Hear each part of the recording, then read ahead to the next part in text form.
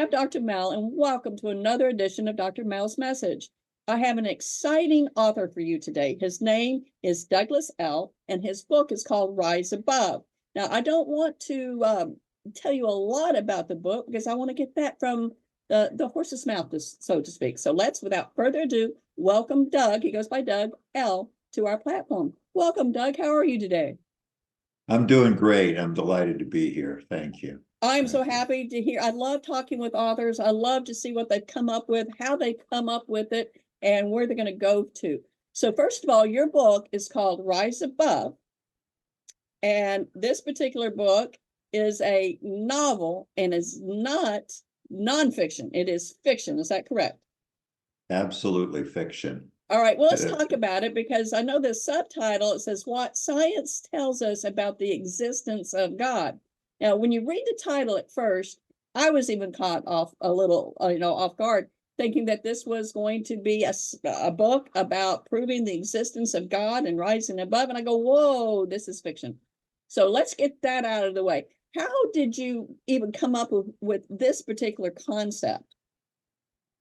Sure, thanks. I've written 2 prior books on the scientific evidence for God, which I find to be amazing, overwhelming, and our academic, I don't want to call them leaders, but our self-proclaimed academic elite are ignoring a lot of the facts. And I wanted to come up with a third book. On my first book I introduced with a lecture at MIT. It's called Counting to God, and it's nonfiction.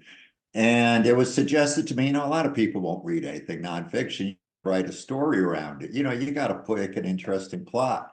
And so that's what I did. I mean, the book explains the science, not in a technical way, but you get the gist of it. And and there's actually references if you really want to dig down into it. It also explains the Christian faith. I'm fundamentally a Christian. I believe science shows the Bible is true. So it took me about 2 years, but I had a lot of fun writing it. I don't think there's any book quite like it. It's an unusual book that combines I haven't come across one like this, honestly, and Yeah. I've been in this business 2 decades.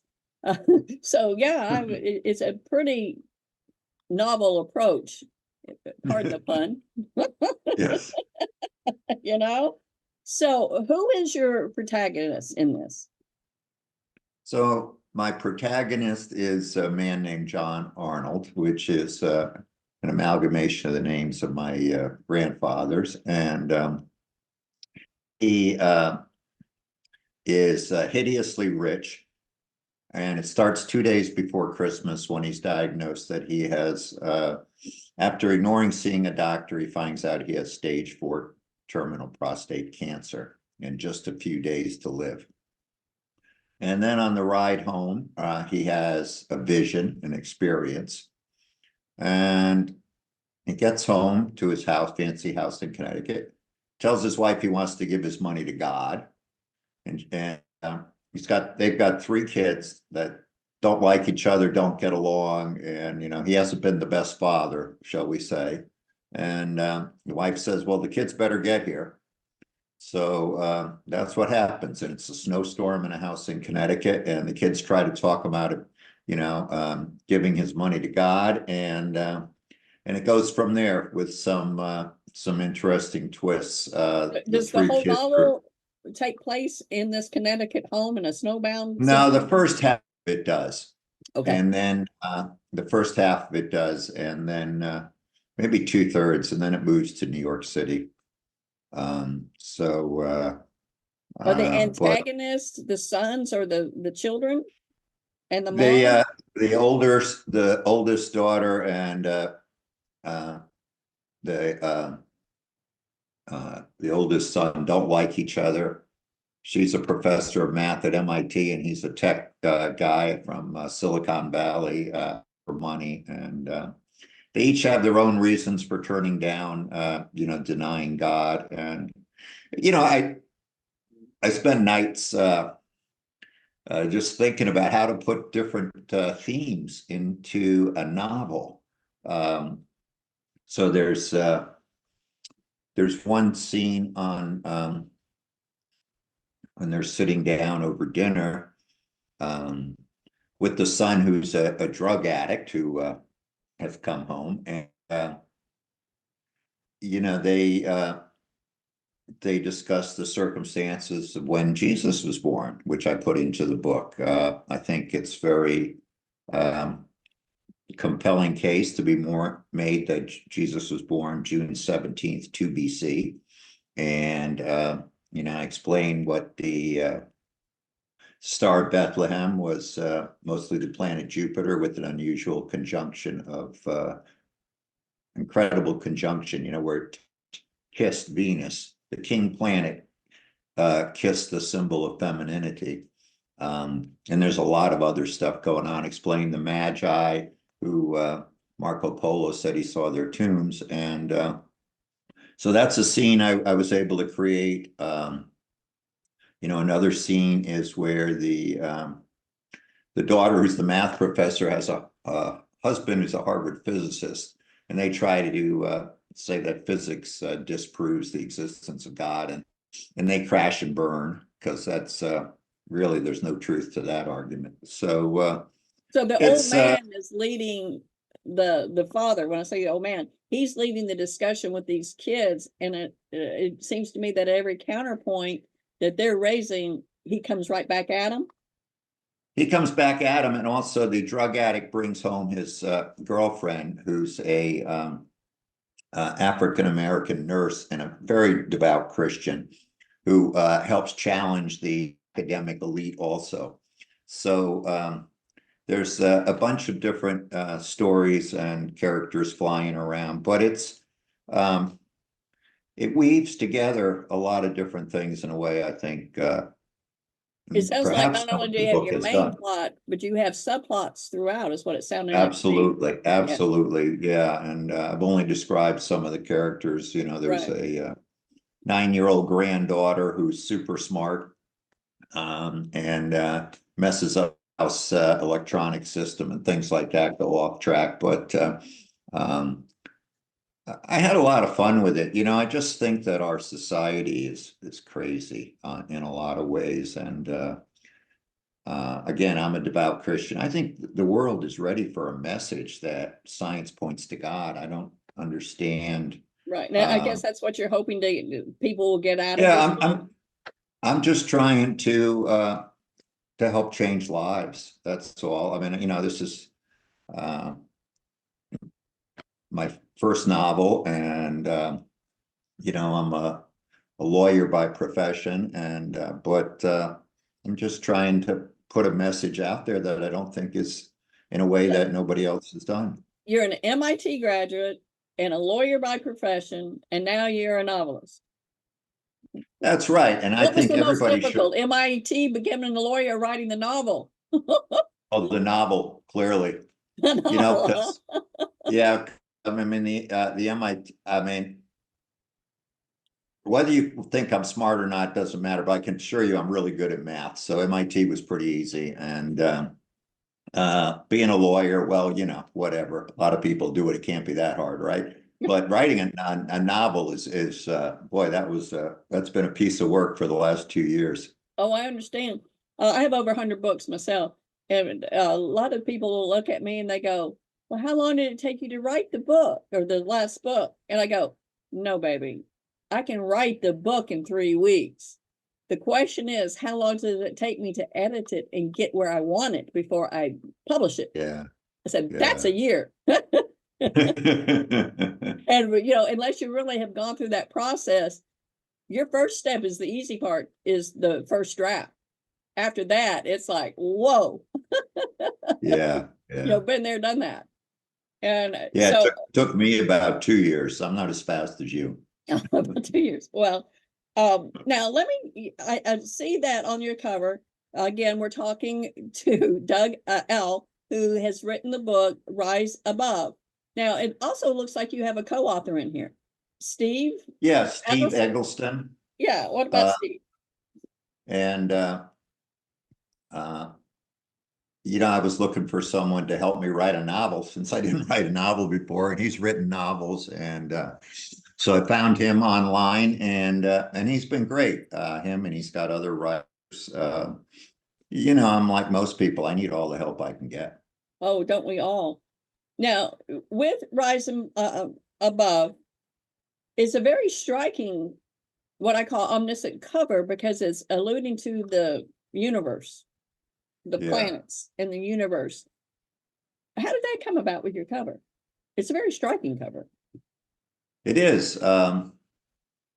This guy, gentleman, Mike Costigan, who I think you know, and he found someone to design that cover. And we looked at a bunch, but I think it's an incredibly beautiful It cover. is. It's very well done.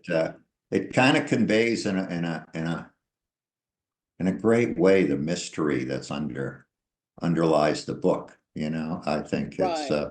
it's really a good job. Another question right here. Are you going to follow up to this novel? Are you going to write another novel? Are you going to write what's in the future for you? I don't have a little break here. I mean, come on. No, that's a good question. I also I have a blog, but I only post every other month or something. So I've been meaning to get back to that. I don't know. Maybe expand my first book, on a nonfiction book, which I was published in 2014. And there's so much new science, astonishing science about the complexity of life. It sounds pretty tedious and boring to get into it, but how do butterflies navigate by the Earth's magnetic field? Right. Okay, I mean, and if you ask supposedly the academic geniuses about that, what you get is it evolved. Okay, you've Well, we got all coding, evolve. Everything it evolves. evolved, whatever. You've got coding Right. more advanced than human beings have ever designed, technology far in advance anything human beings have designed. Everybody knows that when you take a book and you add typos, you end up making things worse. And somehow this magic thing, we're stuck with from 150 years ago, which is attributed to Charles Darwin, that, it evolved. I mean, all the computer simulations show that DNA goes downhill with mutations and errors, Instead of up. that Right. this selection process of who survives, so-called survival of the fittest, which is a nonsensical technology because it all is the ones that survive. All the computer programs show it doesn't work. There's so much wonder out there. I mean, I really, if I tried find a way to get that across. I think people are trapped in a rat race, and it really there's a lot of wonder and a lot of cause for joy out there. All right. Now, where can people find more about your book? Well, the book's available on Amazon, and we've just started releasing it. So, Okay. and I've got a web page called countingtogod.com, my first book, that has all my past blog posts and a little bit of information on me. And if you go to YouTube, you can find my 2014 talk at MIT. All right. So we have a website that we can find, which is countingtogod.com. And then we can find the book on Amazon. And if they choose to follow you, they can subscribe to your Counting to God blog or news site. Is that correct? Yes, that is. Yeah. All right. So with that said, what one thing would you like my viewers to know about not only yourself, but the book that we haven't discussed?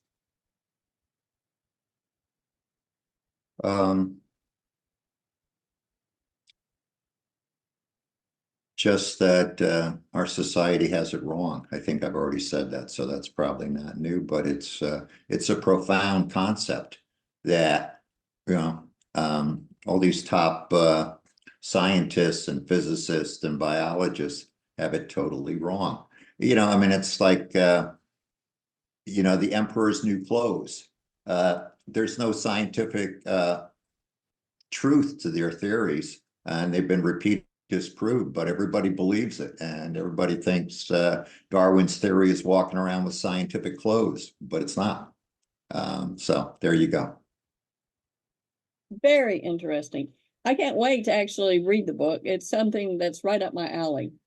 I like the juxtaposition because I have a feeling, although I have not read this yet, but I have a feeling that not only do you tell it like it is in the Christiana point of view, but I think you give the opposite side pretty well too, leaving it up Oh to the yeah, reader. that's a good point, because I tried when I wrote this book to answer every single objection that I've heard, and I've heard a lot, to Christianity or to the existence of God. So, I mean, I address Noah's flood. I mean, if you want to see evidence of Noah's flood, go to the Grand Canyon and look at the different layers. It's another thing our society is in denial about. But also, you know, who created God? You know, the truth of the resurrection. Not that I've got long technical sections on these, but I've got a little bit. And I tried to address all these questions that hold people up. There you go. That is, wow, very impressive. It's not every day I get to interview an MIT lawyer.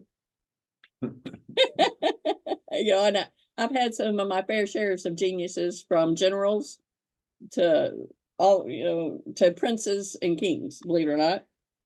But you have a fascinating way of thinking about things, and I look forward to getting further into it. And again, the book is called Rise Above, and it's by Doug L. And please, people, not only go to his website and subscribe so you can see what else he's going to come up with, but buy the book on Amazon. And when you get into the book, leave an honest review. Us authors, we appreciate reviews because we learn from them. Whatever, even if it's a negative review, we can learn from them. All we ask is that they be honest. So again, Doug, I want to thank you so much for coming on to Dr. Mel's Message. You have been an absolute delight. Well, thank you. It's been a pleasure. I've enjoyed talking to you. And I wish you so much success, not only with this book, but with your next one coming out.